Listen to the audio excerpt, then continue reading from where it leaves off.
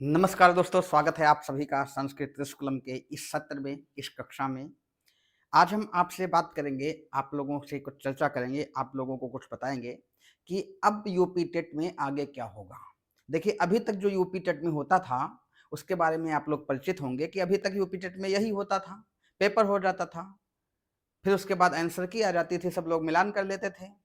अगर किसी प्रश्न पर कोई आपत्ति होती थी, तो आपत्ति दी जाती थी और उसका निराकरण कर दिया जाता था। जैसे भी होता है, प्रश्न को कैंसल करना होता था या उत्तर का निराकरण करना होता था, वो सब हो जाता था। लेकिन इस बार ऐसा नहीं होगा। मतलब वो तो होगा, जो होने वाला है, आंसर की याद जारी किया जाएगा, वो तो होगा। इसके अलावा कुछ और भी किया जाएगा। केवल उतने से काम नहीं चलेगा। इस बार परीक्षाएँ 3 दिन हुई हैं और ये जो सब प्रक्रिया तब होती थी, आंसर की आपत्ति, उसके बाद खत्म करके रिजल्ट निकाल देते थे, मार्कशीट ले लो बस।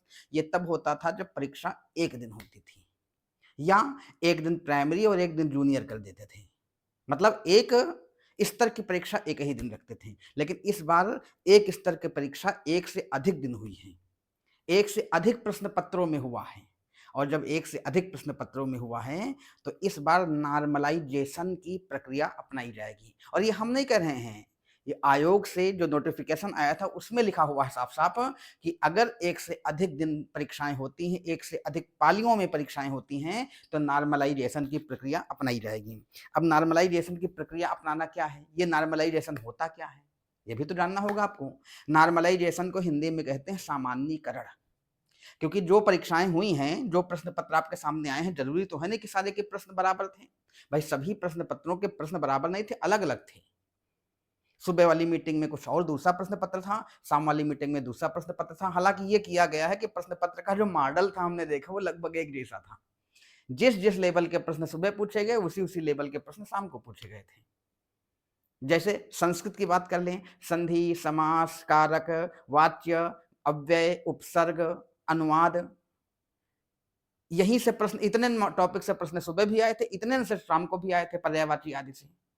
अब ये नहीं हुआ है कि सुबह पूछ लिया माहेश्वर सूत्र, प्रत्याहार, संधि, समास, शाम को पूछ लिया कारक, वाच्य, ऐसा नहीं किया गया, बराबर किया गया है। हालाँकि कोशिश की गई है आयोग की तरफ से कि प्रश्न पत्र में ऐसा ना होने पाए कि एक प्रश्न पत्र कठिन हो, दूसरा सामान्य हो, दूसरा सरल हो।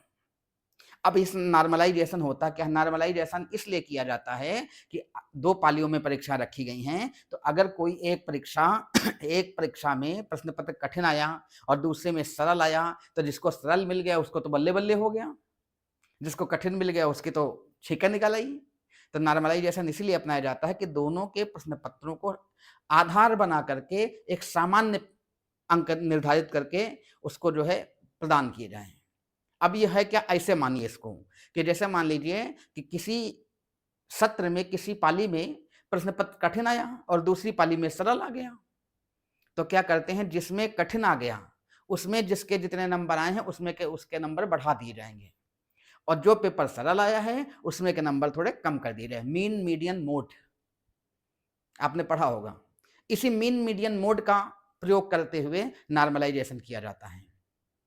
अब मैं उदाहरण के तौर पर जैसे सुबह पाली में मान लो, जरूरी नहीं कि जो हम बता रहे हैं वो इस बार हुआ है, हम एक उदाहरण दे रहे हैं कि मान लो सुबह की पाली में पेपर कठिन हुआ और शाम की पाली में पेपर सरल हुआ। पहले दिन पेपर कठिन हुआ, दूसरे दिन पेपर सरल हुआ। तो ऐसी कंडीशन में क्या करें, होगा यही कि सुबह जो पेपर कठिन था तो लोगों के नंबर कम आए होंगे, शाम को पेपर सरल था तो नंबर ज्यादा आए होंगे।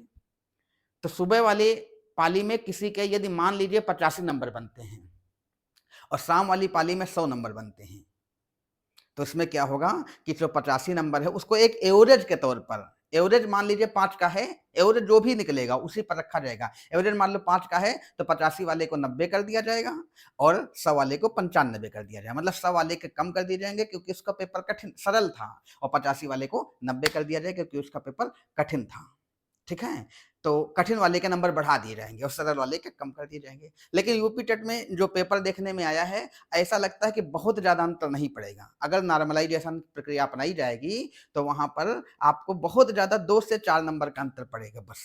मान लीजिए अगर सब सुबह वाले मीटिंग में कठिन रहा है और सुबह वाले में किसी के 89 है, शाम वाले में 95 है, तो 89 वाले को 91-92 कर दिया जाएगा और 95 वाले को भी 91-92, 93 ऐसे कर दिया जाएगा। मतलब सुबह वाला भी पास हो जाएगा और शाम वाला तो पास है ही है। ऐसे ये नॉर्मलाइजेशन किया जाएगा। लेकिन हमको ऐसा लगता है कि जो पेपर आए थे उनका मॉडल लगभग एक जैसा था, तो नॉर्मलाइजेशन में बहुत ज़्यादा अंतर पड़ने की संभावना नहीं है। मुश्किल से 1 या 2 क्वेश्चन की संभावना होगी। क्योंकि अभी तक जो पेपर देखने मिला है, अब हम चूँकि संस्कृत वाला पेपर देखे तो संस्कृत को देख करके हम आधार बना करके हम बोल रहे हैं कि संस्कृत का पेपर पाँचों में, मतलब 3 पालियों में हुई थी जूनियर स्तर की और 2 पालियों में हुई थी प्राथमिक स्तर की। पाँचों स्तर की जो परीक्षाएँ थी, पाँचों पालियों की जो परीक्षाएँ थी, उनमें प्रश्न पत्र लगभग एक जैसा था। 19-20 था, ये नहीं था कि 18 और 22 रहा हो। तो इसलिए बहुत ज़्यादा अंतर पड़ने वाला नहीं है, लेकिन नॉर्मलाइजेशन अपनाया जा रहा है। तो बहुत ज़्यादा खुश होने की ज़रूरत नहीं कि हमारे 120 आ गए, तो जिसके मान लो सरल प्रश्न पत्र आए 120 हैं, तो हो सकता है उसके 18 हो जाएँ, और किसी को मान लो 89 मिल रहे हैं, तो उसको भी परेशान होने की ज़रूरत नहीं। हो सकता है उसका प्रश्न पत्र कठिन रहा हो सकता है, तो वो 90 तक पहुँच जाता है, ठीक है? तो ये होता है नॉर्मलाइजेशन। तो इस बार इसकी प्रक्रिया अपनाई जाएगी, ये नॉर्मलाइजेशन की प्रक्रिया अपनाई जाएगी, और नॉर्मलाइजेशन की प्रक्रिया में जो भी जिसके अंक बन रहे वाले हैं, वो होंगे। बाकी वो प्रक्रिया तो होगी कि आंसर की जारी की जाएगी, आपत्ति ली जाएगी, वो सब होगा। लेकिन नॉर्मलाइजेशन के तहत अब आपको अंक प्रदान किए जाएँगे, ठीक है? तो आज हम इसी बात को लेकर के आपके सामने उपस्थित हुए थे। साथ ही साथ एक सूचना और आपको देनी है कि जल्द ही हम यूट्यूब पर सीटेट का बैच लॉन्च करने जा रहे हैं, बिल्कुल निःशुल्क। यूट्यूब पर वैसे जानते हो निःशुल्क होता है, तो जो भी अभ्यर्थी सीटेट की भी तैयारी करना चाहते हैं, वो लोग संस्कृत पढ़ने के लिए आ सकते हैं हमारे आपके अपने यूट्यूब चैनल संस्कृत स्कूलम में निःशुल्क सेवा के लिए, ठीक है? तो निःशुल्क सेवा के लिए आप लोग आ सकते हैं। आपका बहुत-बहुत स्वागत है। तो आज की बात यहीं समाप्त होती है। पुनः होती है आपसे अगली मुलाकात कल अगले दिन। तब तक के लिए आपसे लेते हैं विदा, और आप लोगों के लिए शुभ रात्रि।